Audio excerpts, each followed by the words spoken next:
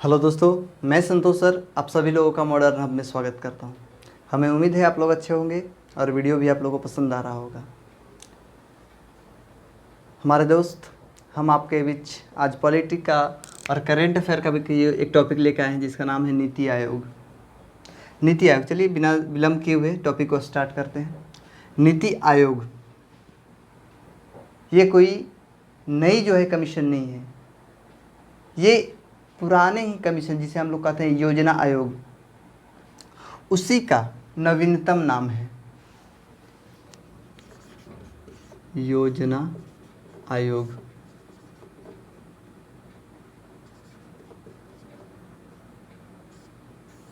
जब योजना आयोग की बात करेंगे तो इसका गठन जो है 15 मार्च 1950 को किया गया और आपके देश में जो है योजना आयोग का कार्य जो है देश के प्रगति के लिए जो है प्रत्येक 5 वर्ष के लिए योजना तैयार करना होता था, प्रत्येक 5 वर्ष के लिए। यानी योजना आयोग जो है 15 मार्च 1950 को बना और 1951 से जो है यह कार्य करना चालू कर दिया और इस प्रकार 1951 से लेकर के 56 के लिए देश का पहला योजना बना, पहला पंचवर्षीय योजना बना। तो योजना आयोग की चर्चा हम अगले टॉपिक में करेंगे, उसमें हर एक डेट हम आपको याद करवा देंगे, बहुत ही आसान है। आज हम लोग नीति आयोग की बात करते हैं, करेंट अफेयर है ये।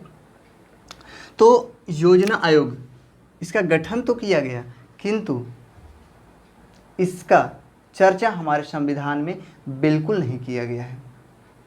यानी क्या यह संवैधानिक निकाय है? तो बिल्कुल नहीं, यह गैर संवैधानिक है।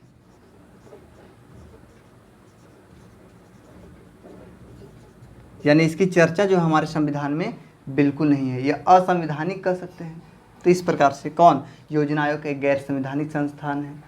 उसी प्रकार से नीति आयोग कैसा संस्था होगा? तो यह भी असंवैधानिक, यानी इसकी चर्चा क्या संविधान के किसी अनुच्छेद में है? तो बिल्कुल नहीं।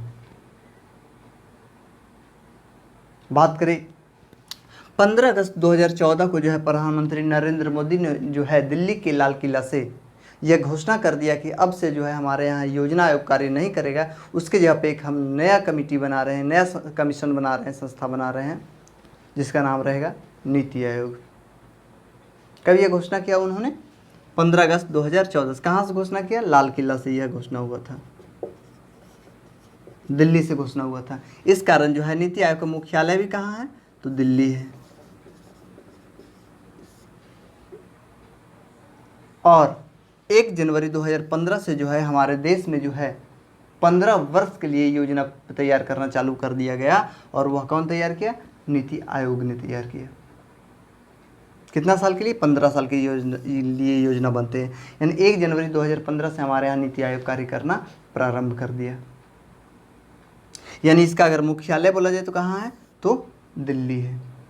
और अगर बात करें इसके जो अध्यक्ष हैं, जो योजना आयोग के अध्यक्ष होते थे वही नीति आयोग के भी अध्यक्ष होंगे। योजना आयोग के जो अध्यक्ष हैं वह हमेशा प्रधानमंत्री होते थे। यानी कि पहले अगर योजना आयोग के अध्यक्ष अगर आपसे पूछा जाए तो आप आसानी से कह सकते हैं कि योजना आयोग के अध्यक्ष पहले जो थे पंडित जवाहरलाल नेहरू थे, क्योंकि देश के पहले प्रधानमंत्री वही थे। और महिला की बात करेंगे तो इंदिरा गांधी। प्रश्न यह भी पूछा हुआ है कि योजना आयोग की पहली महिला अध्यक्ष कौन थी, यह भी प्रश्न पूछा हुआ है। तो लोग कन्फ्यूज कर जाते हैं। कन्फ्यूज वाली कोई बात ही नहीं। आपके देश की जो प्रथम महिला प्रधानमंत्री होगी वही इसके अध्यक्ष होंगे। नहीं तो ये आपका क्लियर हो गया होगा। आगे बात करेंगे तो नीति का बहुत बार फुल फॉर्म भी पूछा गया है पिछले एग्जाम में कि नीति का पूरा नाम क्या है। तो national institution for transforming India, इसको आप ध्यान पे रखेंगे क्योंकि इसका पूर्ण नाम पूछा जा चुका है बहुत सारे एग्जाम में और आगे भी पूछने की संभावना है क्योंकि यह नई संस्था है। बात करेंगे फिर नीति आयोग की। तो नीति आयोग जो है सरकार का जो है थिंक टैंक के रूप में कार्य करता है।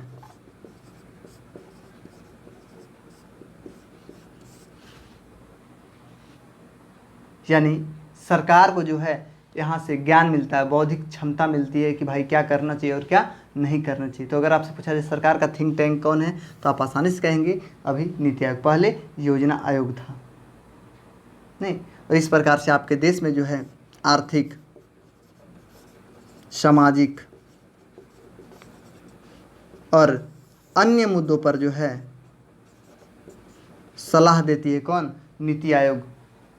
क्या करना चाहिए और क्या नहीं करना चाहिए, बस परामर्श देती है, सलाह देती है। यह राशि का आवंटन नहीं करती। योजना आयोग राशि का भी आवंटन करती थी कि कहाँ कितना पैसा खर्च करना है, लेकिन यह जो है नीति आयोग राशि का आवंटन नहीं करते हैं। आप देख ही रहे हैं अभी वर्तमान में भी कि राशि का आवंटन तो हमारे मोदी जी जब इच्छा हो तब कर देते हैं कि इतना खर्च हम यहाँ करेंगे, इतना खर्च यहाँ करेंगे।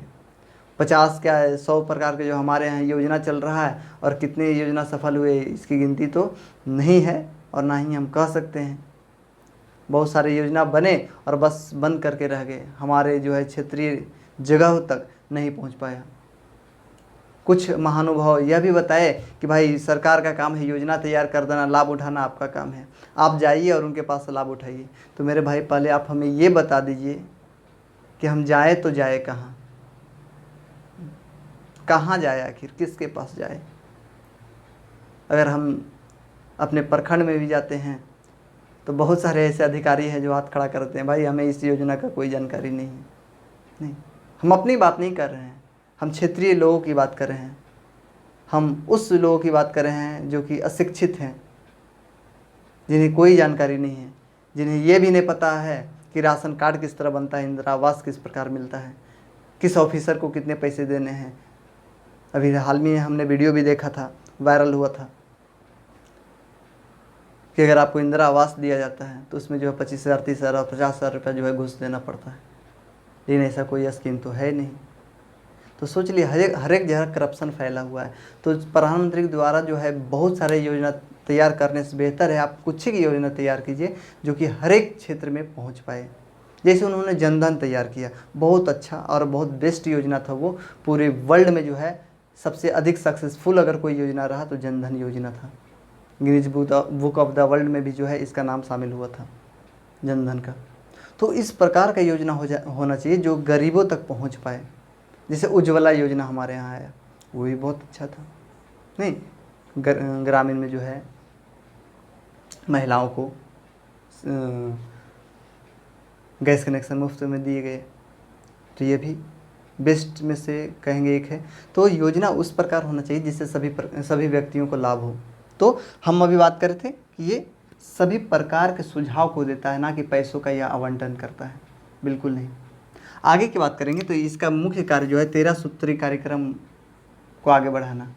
13 तरह के जो है इन्होंने अपना कह सकते हैं कि मत दिया या अपना विचार दिया कि इस तरह से काम करना चाहिए। कितना? 13 सूत्री कार्यक्रम, 13 प्रकार के बातों को इन्होंने बताया नीति आयोग ने।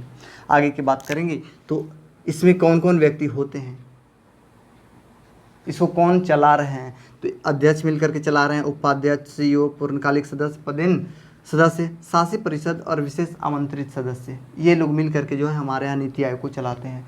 अध्यक्ष कोई और नहीं है, आपके हमेशा पीएम ही इसके अध्यक्ष होते हैं। यानी कि अगर बात कर दे कि नीति आयोग के पहले अध्यक्ष कौन होंगे तो आप आंख बंद करके बता सकते हैं कि प्रधानमंत्री नरेंद्र मोदी ही होंगे। नहीं, क्योंकि बात हो रही कब की? 14 और 15 की, तो उसमें मोदी जी थे। नहीं, तो इस प्रकार से वर्तमान में भी अगर आपसे पूछा जाए कि नीति आयोग के अध्यक्ष कौन है तो नरेंद्र मोदी। अध्यक्ष का मतलब आपका जो है पीएम होंगे। उपाध्यक्ष की बात करेंगे तो पहले उपाध्यक्ष जो है इसके नीति आयोग के जिसमें बना था यह, उस समय अरविंद पनगरिया थे, और वर्तमान में जो है राजीव कुमार है। कौन है? वर्तमान में नीति आयोग के अध्यक्ष है राजीव कुमार। जिस समय बना था नीति आयोग उस समय यानी इसके पहले उपाध्यक्ष कौन थे? तो अरविंद पनगरिया। उसी प्रकार जो है जिस समय नीति आयोग बना था उस समय इसके जो है सीईओ सिंधु श्री खुल्लर।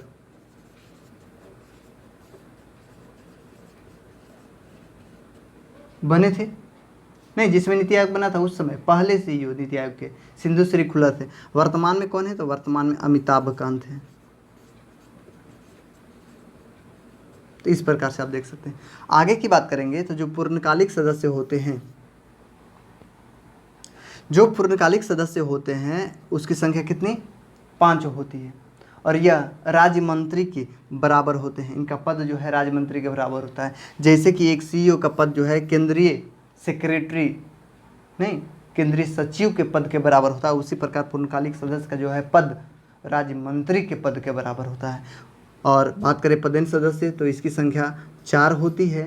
जो कि हमारे प्रधानमंत्री के द्वारा चुने जाते हैं, उनकी इच्छा के अनुसार चुने जाते हैं। और बात रही शासी परिषद, तो कुछ लोग इसके बारे में नहीं जानते हैं, गवर्निंग काउंसिल।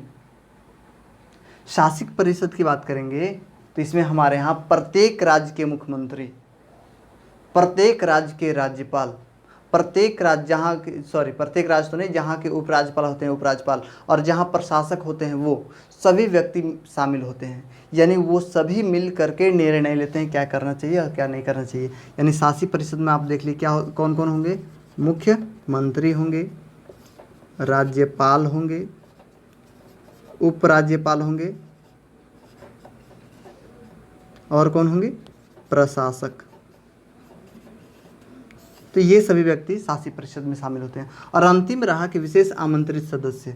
तो विशेष आमंत्रित सदस्य जो है प्रधानमंत्री के द्वारा चुना जाता है, और ये कौन होंगे, विशेषज्ञ होंगे, जिनको समाज के बारे में अच्छा ज्ञान हो, जिनको अर्थव्यवस्था के बारे में अच्छा ज्ञान हो। यानी कि एक विशेषज्ञ जो हर एक क्षेत्र में अपना योगदान दे चुके हैं और उनको अनुभव है उस क्षेत्र का, उस व्यक्ति को जो है प्रधानमंत्री के द्वारा बुलाया जाता है और विशेष आमंत्रित सदस्य के रूप में जो है नीति आयोग में उनको शामिल किया जाता है। तो ये सभी मिल करके जो है हमारे यहाँ नीति आयोग को चला रहे हैं। नीति आयोग जो है एक योजना तैयार कर दी। योजना तैयार करने के बाद क्या वह योजना लागू हो जाता है? तो बिल्कुल नहीं। कब तक लागू नहीं होगा? जब तक हमारे यहाँ एनडीसी उसको फाइनल टच नहीं देगी। यानी फाइनल टच देने का काम हमारा एनडीसी करता है। NDC national development council, Hindi बोले तो राष्ट्रीय विकास परिषद, जिसका गठन 6 अगस्त 1952 को किया गया था। कब किया गया था? 6 अगस्त 1952 को जो है एनडीसी का गठन किया गया। और इसके भी अध्यक्ष जो है प्रधानमंत्री होते हैं। अब सोचने वाली बात है कि नीति आयोग के अध्यक्ष प्रधानमंत्री और इसके भी अध्यक्ष प्रधानमंत्री, तो भाई इनके अंदर ये कार्य हो रहा है, तो क्या यह कहेंगे एनडीसी कि हम जो है अनुमोदन नहीं करेंगे, हम पास नहीं करेंगे? यहाँ भी तो वही व्यक्ति हैं। नहीं, सोचने वाली बात है। आगे की बात करेंगे तो एनडीसी राष्ट्रीय विकास परिषद का गठन तो हम बता दिए आपको 6 अगस्त 1952 को हुआ। बात करेंगे तो यह इतना अच्छा संस्था है कि इसके बारे में जो है के संथानम ने बोल दिया कि यह जो है सुपर कैबिनेट है। जब तक यह परमिशन नहीं देगा कोई योजना पास नहीं होगा। साथ ही साथ बात करें तो योजना केंद्र सरकार और राज्य सरकार इन दोनों के बीच का अगर कोई पुल है, पुल का कार्य कर रहा है, जोड़ने का कार्य कर रहा है, तो वह कौन है? एनडीसी है, राष्ट्रीय विकास परिषद। जितने लोग इसके मेंबर होते हैं उतने ही लोग उसके भी मेंबर होते हैं। तो इस प्रकार से जो है हमारे यहाँ नीति आयोग जो है एक छोटे से टॉपिक के रूप में आपके बीच में हमने बताने का कोशिश किया। इससे अगर आपके माइंड में और भी कोई प्रश्न बनते हो तो बिल्कुल आप बेझिझक पूछ सकते हैं। नीचे हमेशा जब भी आप वीडियो देखेंगे तो उसके नीचे जो है कमेंट बॉक्स होता है। वीडियो को आप ऊपर ले जाइए और नीचे जाएंगे तो नीचे मैसेज टाइप करने के लिए जो है कमेंट बॉक्स मिलेगा, उसमें आप कमेंट कीजिए कि सर हमें ये समझ में नहीं आया। मैं आपको जवाब ज़रूर दूंगा। प्रत्येक दिन कमेंट आते हैं लोगों का, मैं उनका आंसर भी देता हूँ। इसमें अगर कुछ छूट जाए, कुछ आपको लगे गलती है, तो बिल्कुल आप बेझिझक मैसेज कीजिए, कुछ सोचने की ज़रूरत नहीं है। आप मैसेज करेंगे तब हमें पता चलेगा नहीं ये इसमें परेशानी है, हमें ये और करके आपको देना चाहिए और सुधार करना चाहिए। तो ये आपके जरिए होगा। और अगर आपको वीडियो पसंद आए तो लाइक करें, शेयर करें और सब्सक्राइब ज़रूर करें। धन्यवाद।